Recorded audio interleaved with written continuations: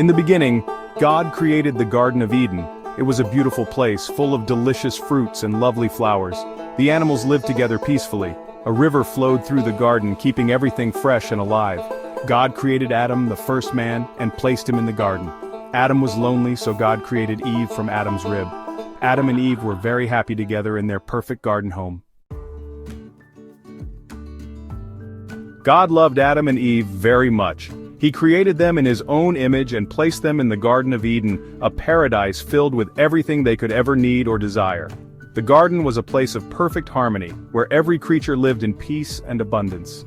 The trees were laden with delicious fruits, the flowers bloomed in vibrant colors, and the rivers flowed with crystal clear water. It was a place where Adam and Eve could walk and talk with God, enjoying his presence and learning from his wisdom.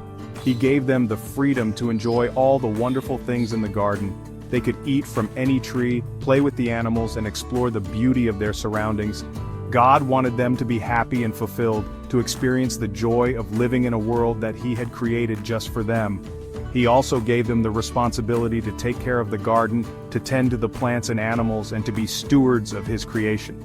God said, "You can eat from any tree in the garden, except one."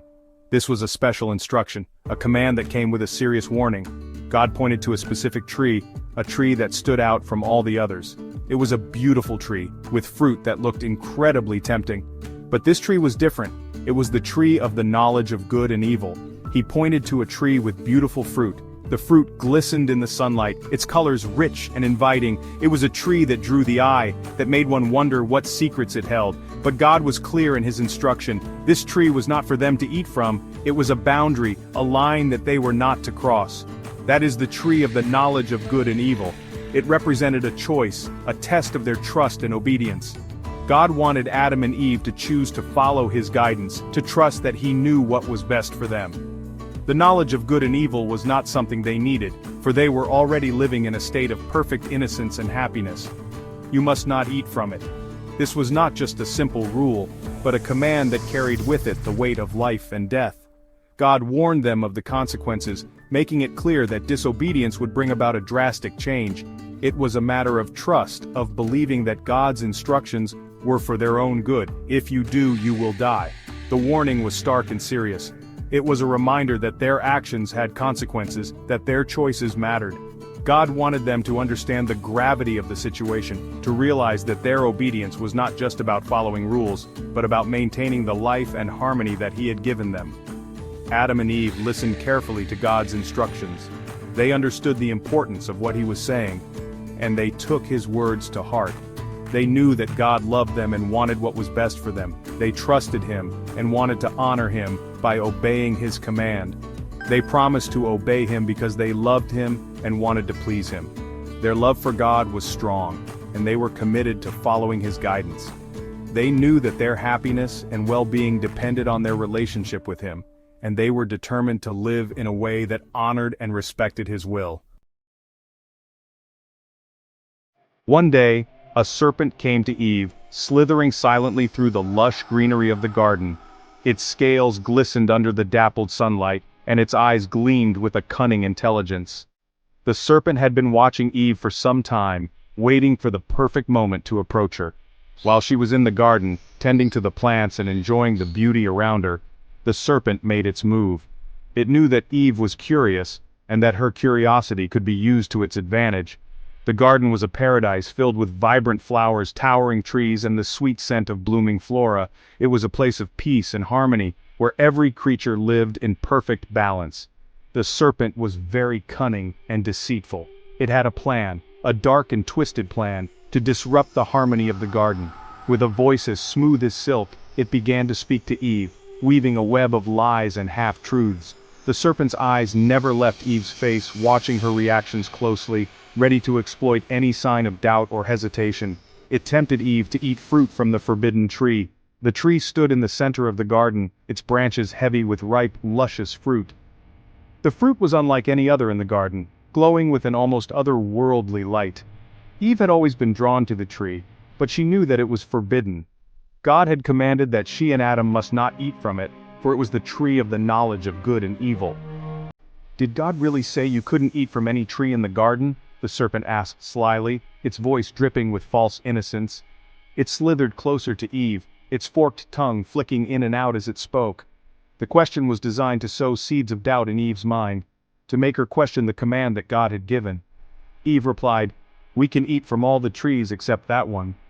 Her voice was firm, but there was a hint of uncertainty in her eyes. She knew the command, but the serpent's words had made her think. Why would God forbid them from eating such beautiful fruit? What was so special about this tree? God said if we eat from it we will die. Eve's voice wavered slightly as she spoke. The idea of death was foreign to her, something she had never experienced or understood. The serpent could see the confusion and fear in her eyes, and it knew that it was close to achieving its goal. The serpent chuckled and said, "Don't believe that!" Its laughter was cold and mocking, a sound that sent shivers down Eve's spine. God knows that if you eat from it, you will become like him, knowing good and evil. The serpent's words were tempting, promising knowledge and power that Eve had never imagined. It painted a picture of a world where she and Adam could be like gods, understanding the mysteries of the universe. The serpent's words echoed in Eve's mind, filling her with a sense of longing and curiosity. She looked at the fruit again, its beauty more alluring than ever. The serpent's promise of wisdom and enlightenment was too powerful to resist. As she reached out to pluck the fruit from the tree, the serpent watched with satisfaction, knowing that it had succeeded in its deception. Eve looked at the fruit. It was unlike any other in the garden, glowing with an almost ethereal light. The fruit seemed to call out,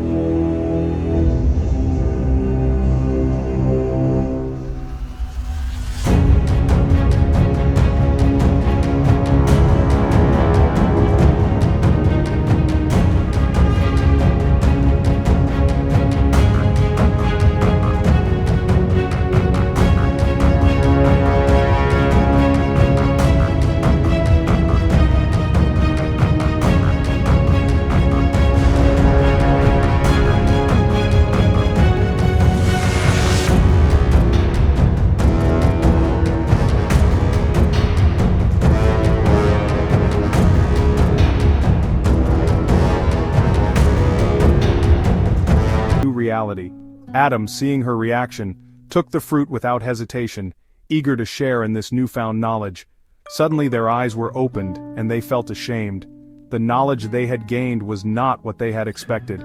Instead of enlightenment, they were filled with a profound sense of guilt and vulnerability.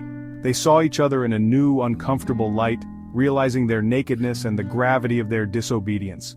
They realized they were naked and tried to cover themselves with leaves. In their panic, they grabbed the nearest fig leaves, hastily sewing them together to cover their bodies. The leaves were a poor substitute for the innocence they had lost, but it was all they had in their moment of shame. They heard God walking in the garden and hid from him in fear. The sound of his footsteps, once a source of comfort, now filled them with dread. They crouched behind the trees, hearts pounding, hoping to escape his notice. But deep down they knew that nothing could hide them from God's all-seeing eyes.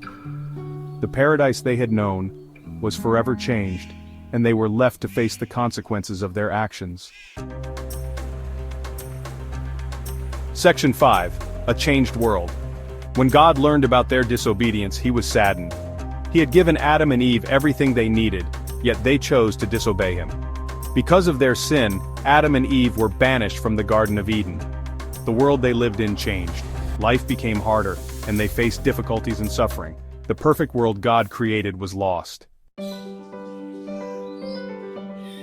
Section 6. God's love remains.